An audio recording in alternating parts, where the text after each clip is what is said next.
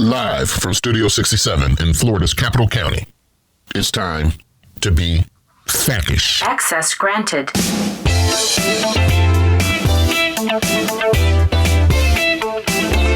Good people, what's going on?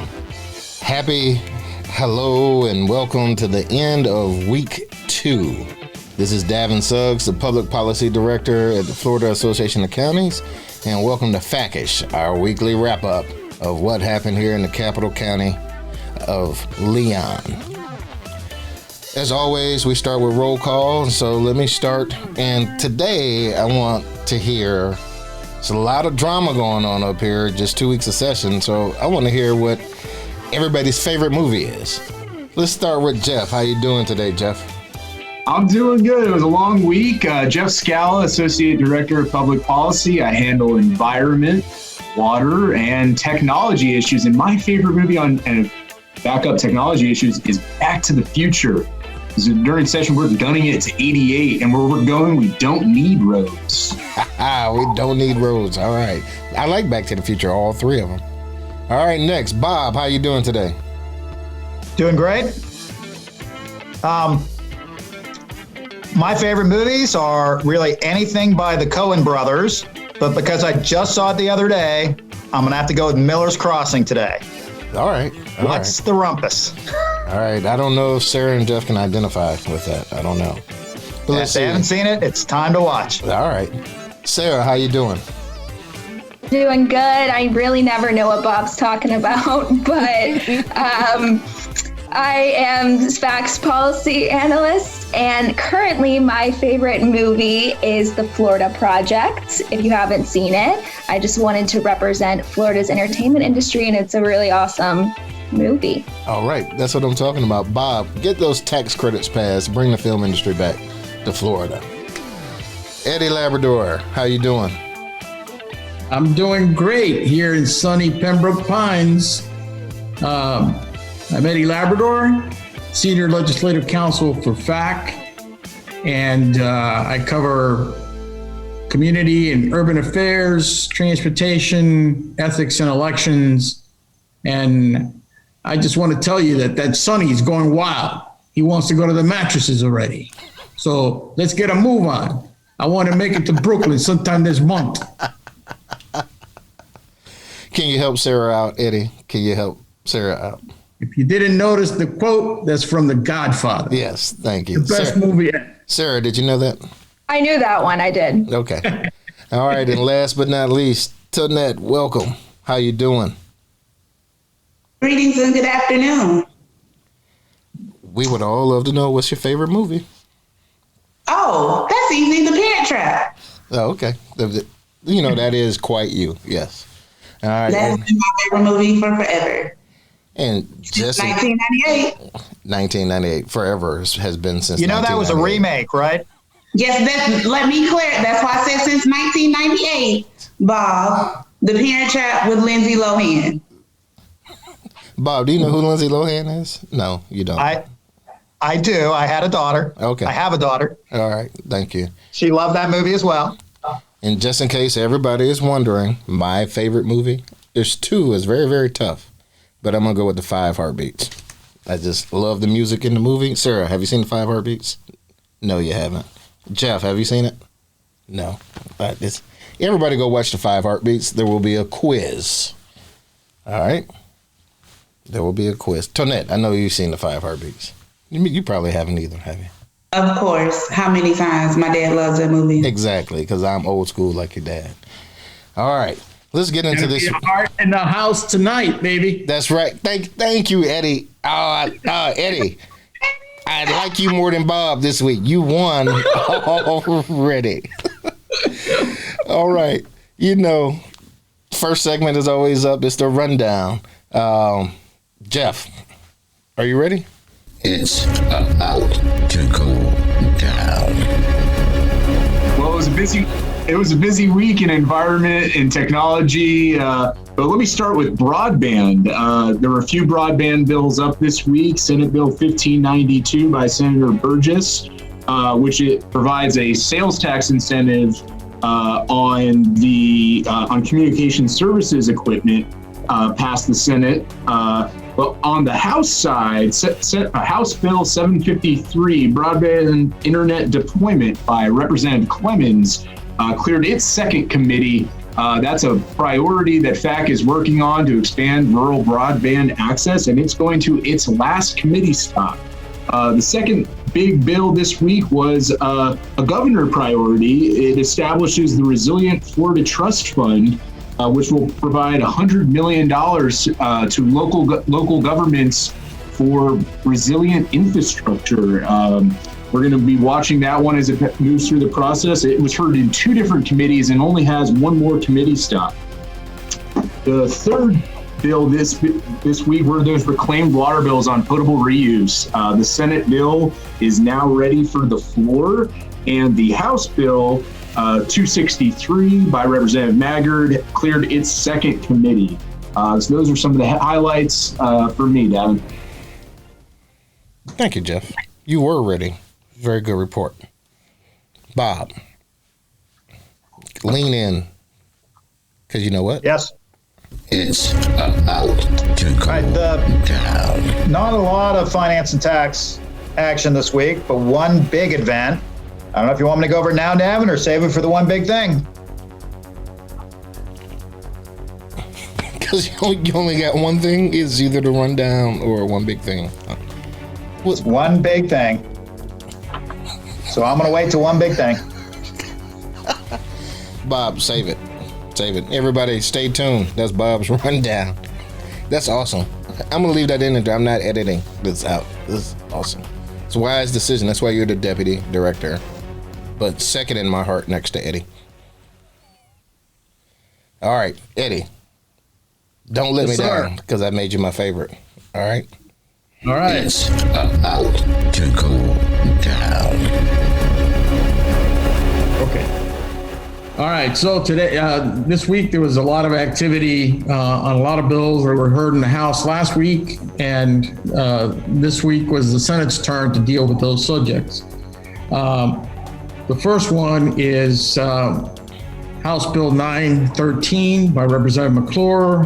That is the public records bill that prohibits after you receive a records request from filing actions for declaratory relief against a requester. So public agencies will not be able to file declaratory judgment actions to determine whether or not a record is a public record or whether the record is confidential or exempt, if there's any doubts to that. That bill passed the Government Operations Subcommittee on Monday morning, and it now goes to Civil Justice and Property Rights Subcommittee. The other bills were the building inspection bill and also the construction permit bill that were passed in the House last week. This time it was Senator Perry's turn with Senate Bill 1382. The bill basically requires that you submit that you allow the submission of building inspection requests electronically, by email, by electronically filling in a form, and making the requests available through a mobile device. That also has the language that reduces or requires a reduction in inspection fees by 10% when an inspection is done, the inspection is failed, and then you don't provide a reason for that inspection failure within 3 business days. As far as the construction permit bill, it pretty much lined up with what the House has done. It has in there requirements that you be able to post building permit applications, including any attachments that are due, like drawing plans. It allows applicants to submit completed building applications electronically. It also requires that you post the current status of every received building permit application on their website, and it requires that permits for single-family homes be issued within 30 days. If you don't issue the building permit within 30 days, you have to refund your building permit fees by 10% and at times by 20%. Both of these bills passed in the Community Affairs Committee on Tuesday. Thank you, Eddie. Very thorough rundown. And Bob yielded some of his time to you because he's such a nice guy. Tonette. It's out. That would be me. All right. In the world of COVID, healthcare, public safety, and justice, House Bill 7005, the COVID liability bill to protect healthcare providers, was heard in its last committee of reference this week in Judiciary, passing 15-5, and is now heading to be considered on the House floor. The companion Senate Bill 74 by Brandes was TP'd, and it is expected that the Senate will take up the House's version. Another hot bill in HSJ this week was 945, Emergency Management Powers of Political Subdivisions by Representative Rommel. Cleared its first committee, House Pandemics and Public Emergencies. This bill adds a specific and significant emergency order as to ordinances and what we can do with local government. It also caps the extended days for emergency orders from 7 days to 42 days. This is something that FAC is opposing, so we would appreciate it if you reach out to your representatives and ask that they help us kill this bill.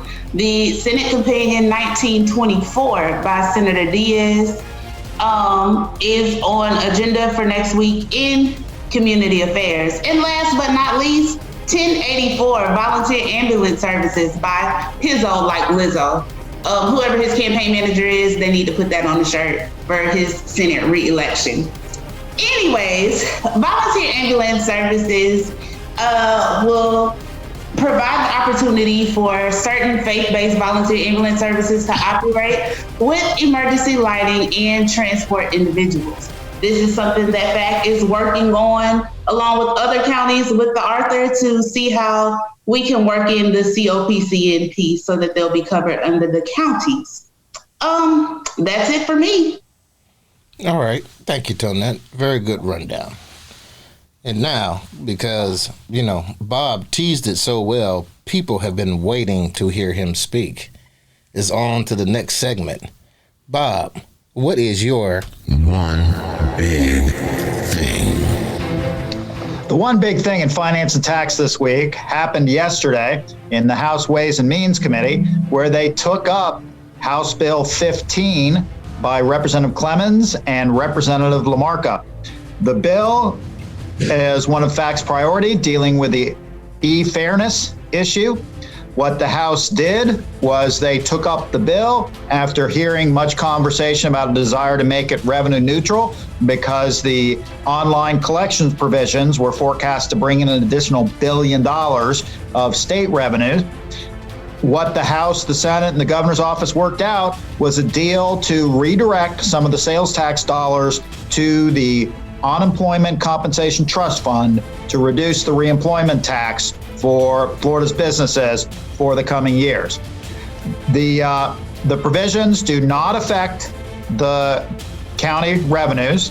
This is all a distribution that goes into Section 21220 after our county revenue sharing, after our half-cent distributions, so there's no impact to any of our distributions, and the pieces of the bill that would augment our local option sales taxes were not affected by these provisions.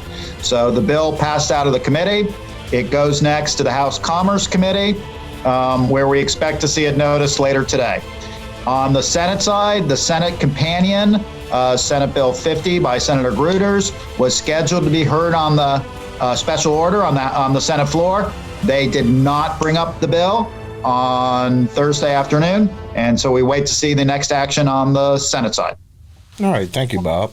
I think something highly related, this week's data point done by Sarah, follows right in line. So, Sarah, the people want to hear your one big thing.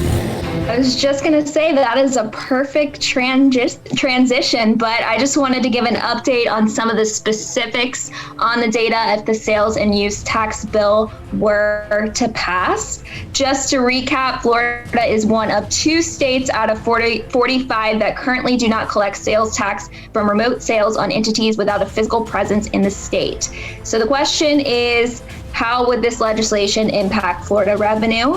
And the State Revenue Estimating Conference projects out-of-state collections to increase the general revenue fund by $973.6 million in fiscal year 21-22 and $1.08 billion each year after, and an increase in local government revenues by $229.5 million in fiscal year 21-22 and $253.7 million each year after. So compared to last year's estimates, this is a pretty significant increase. But in a time where everything is online and the consumer experience is really centered around online shopping because of the pandemic, legislation like this is necessary to expand our revenue within the state with this permanent online consumer experience. So that's it for me. Thank you, sir. That was well worth the wait. Awesome. Trying to decide between Jeff or Eddie. Sarah, I'm going to let you decide. You want to hear from Jeff or Eddie? We'll go with Eddie. Okay, yes, the Godfather. I think that was much more impressive, Jeff, the Godfather was. So, Eddie, the people want to hear, what is your one big thing?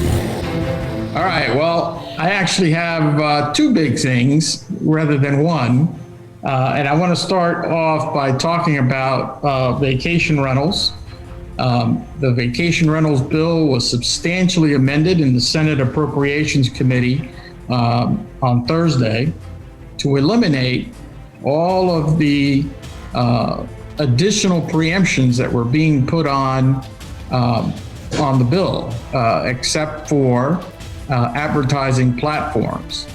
That will still be preempted to the state, but the bill was amended to basically allow the status quo to remain. So the current preemption deals with prohibiting vacation rentals or regulating the duration and frequency of those rentals. Otherwise, local governments have the ability to regulate the activities that go on these vacation rentals, and that will remain the status quo by the amendment that was proposed by Senator Manny Diaz. Needless to say, it was a happy moment for a lot of the members because they were able to support a bill that some of them were very much opposed to. In fact, we will that it was a good outcome to the efforts, the lobbying efforts on that bill. The other big thing that I'd like to mention is something that we don't talk too much about, and that is elections. This Wednesday passed in the Governmental Oversight and Accountability Committee in the Senate. They took up a vote-by-mail ballot legislation. It's basically CS for Senate Bill 90 by Senator Baxley. That makes a lot of changes to the vote-by-mail structure here in Florida. And let me give you a rundown of specifically what it's doing to vote by mail, which is very successful this past November.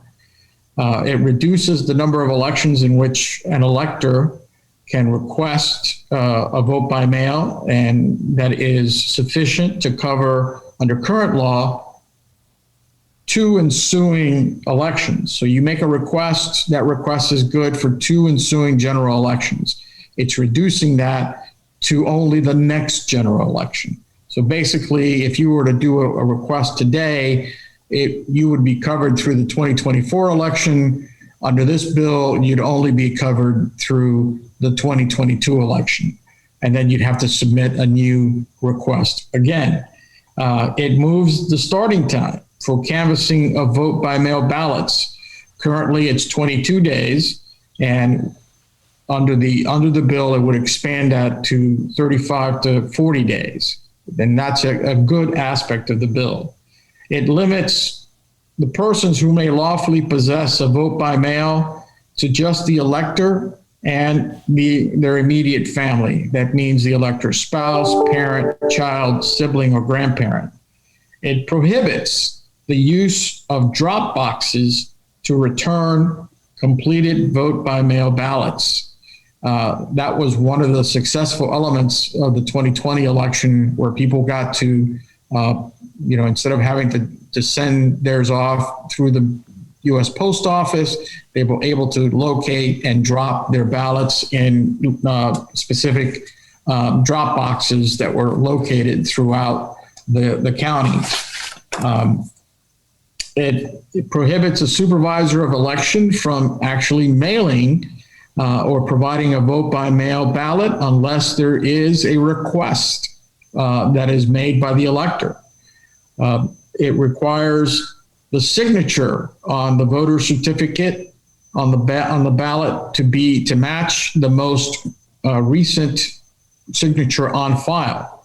It requires an elector, and this is one of the major sticky points of the bill. It requires an elector who's already submitted a request to vote by mail to have to redo that request in order to comply with the new restrictions of the law. So in other words, it's a hard reset, and the Florida election supervisors have estimated that this is going to cost about $16 million. Of course, those funds will be coming from counties that fund our election supervisors. It also has some additional technical issues. For example, it prohibits vote by mail ballots and their secrecy and mailing envelopes from displaying any kind of party affiliation or partisan information. And there are certain things that have to be recorded by the supervisor of elections that they don't need to record currently. This bill is now ready for the floor. It passed 4-2, and it's not ready for the floor yet. It has to go to the Senate Rules Committee. That's where it goes next, and that's its last committee of reference. So that's my two big things for this week. So essentially, we're about to have to spend money to fix something that's not broke. That's correct. All right. A point well made by both the Leon County Supervisor of Election and the Lake County Supervisor of Elections. And by the way, the Supervisors of Elections are against the bill. Okay. Thank you, Eddie. All right. Jeff, didn't mean to punish you for your movie selection, but the people want to hear your one big thing. Great Scott. It was all about energy preemptions this week. There were two energy preemption bills, two sets up this week. The first is relating to preempting local governments from passing resolutions, ordinances, and codes prohibiting the types of fuel sources of energy that can be provided. Those bills, Senate Bill 1128 by Senator Hudson and the House Bill 919 by Representative Tom Coe, both easily cleared their committee stops. The other energy preemptions, and they had nothing to do with 1.21 gigawatts of energy, but they had a broad preemption. This is House Bill 839 and Senate Bill 856 by Representative Fabricio and Senator Hudson. And we've previously discussed these bills as a super overly broad preemption of local home rule authority on any law, ordinance, regulation, policy, or resolution passed related to transportation energy infrastructure. the way the bill defines transportation energy infrastructure is where the bills become problematic. It includes language such as upgrading or repairing existing infrastructure, and it could impact local ordinances on electric vehicles, solar, fracking, the parade of horribles. However, FAC has also identified some areas where we didn't hear from the environmental groups on, but from us and other from the League of Cities on the preemptions to local roadway, protections that we're talking about trucking, where trucks are trying to move fuel around, where we have weight restrictions on our roads, seaport and airport energy infrastructure. This one is a behemoth. This could even impact county-owned waste-to-energy facilities and slow down programs that counties offer to provide energy efficiency requirements or renewable energy grant programs. FAC is working strong on these bills and opposed both of these bills in committee and hope to work with the sponsors on the bills as they move forward. It was a close vote in the House, 12-6, but there were a few members who held their votes up with some reservations, and we hope that we can work with the sponsor on these bills as they move forward. All right. Thank you, Jeff. I want to be able to pump gas, but I want to be my guys to still be able to control local zoning of all that stuff. Yeah. And, for now, we do still have roads. So, Yeah, it's a little important. Yeah. All right. Miss Parent Trap, I'm coming back to you. I need you to find out who starred in the original Parent Trap. That's your homework for this week. Why does that matter? I'm just saying, it's good education for you. All right, but right now, let's focus. The people want to hear your one big thing. Well, if I wanted to keep it on the state level, I would say HB1, the anti-rioting bill, but you know the vibes. You can Google it and learn about it. Let's end on a positive note. It wouldn't be COVID if my one big thing would not be the passage of the American Rescue Plan signed into law on yesterday, $1.9 trillion. And a large chunk of that will support state and local governments for coronavirus fiscal recovery funds. So I'm excited, optimistic, and can't wait to see how our membership can use those funds to better serve our citizens in the state of Florida. You're absolutely correct. It was very well placed. Of that 1.9 trillion, I think to Florida counties directly from the U.S. feds, about almost 4.3 billion. So, billion. Yes. So exciting. That's awesome. Maybe you should think about being a finance and tax lobbyist. I mean, Bob, have you ever brought home 4.3 billion to Florida counties before? I don't think so. Don't say anything. I already know the answer. It's okay. Speaking of that, that's a perfect segue because now it's time for Tiffany's shoutouts. All right, I'm doing shoutouts today because I really like this is America's #1 segment, and so I really like it. Just a couple things. Next week, FAC Ledge Day 2021, Wednesday, March 17th. I think it's St. Patrick's Day or somewhere close to that. We are on the arena floor, big time. Bob, don't you wish you were the director instead of the deputy director? Because I get to be on stage as we have over 100 commissioners coming up to Tallahassee to tell them what's going on. Bob, if you give me $5, I'll let you go on stage too. All right. So make sure. Keep me off. It is a hybrid conference, so we have 100 people here, but you also will be able to log on online, and we have a fantastic lineup. Second shout out. Again, I just want to let all the members know this goes with Tonette's one big thing. With the passage of the ARP, FAC will be standing up a resource website shortly in the next week to help now, the hard part, counties navigate all the rules and the guidance so you can get the money and get the money on the street or do what you need to do with it to help your citizens locally. So watch out for that by the time we record our next podcast. That's all I have for shout outs today. I'd like to keep it short and sweet. So look out for those things. So I really like that segment, those shout outs. But it's gone fast like this week. You know, it's been busy, but I think we got meetings after this, so I know we got to get out of here. We always do it. Let's whip around, and this is the last word on what was week 2 for you like. I'll start with Jeff. Sum it up. What was week 2 like for you? Oh, there was a lot this week. I would just say, if my calculations are correct, there are 49 days left in session. That's right. Start the clock.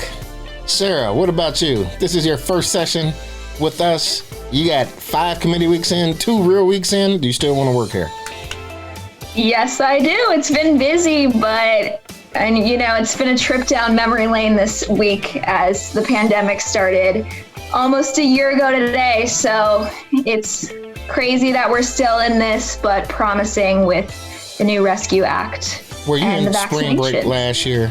Were you one of those kids at spring break not caring about the pandemic? What were you doing? I was in New York City when COVID first started, but it was prior to you need to stay at home. Okay. It was later February, right. But I was in New York when it all began. We won't fine you if we had the authority to. You guys read the papers, see what I'm talking about. Bob, I'm gonna let you go first because I'm gonna let Eddie go last. So what you got? How was your week? All right. First, I want to answer the question, which was Brian Keith from Family Affair, Maureen O'Hara from Miracle on 34th Street, and Haley Mills played both twins in the original 1961 version of Parent Trap. Okay, Teacher's Pet, you were supposed to give me an opportunity to do my homework. I will phone a friend next Friday. Well, I love it. All right. Thank you, Bob. Tonette. I loved Family Affairs as a child, so I could not pass up the opportunity for a shout out to the late Brian Keith. All right. Now, Bob, very acceptable. Tonette, how was your week?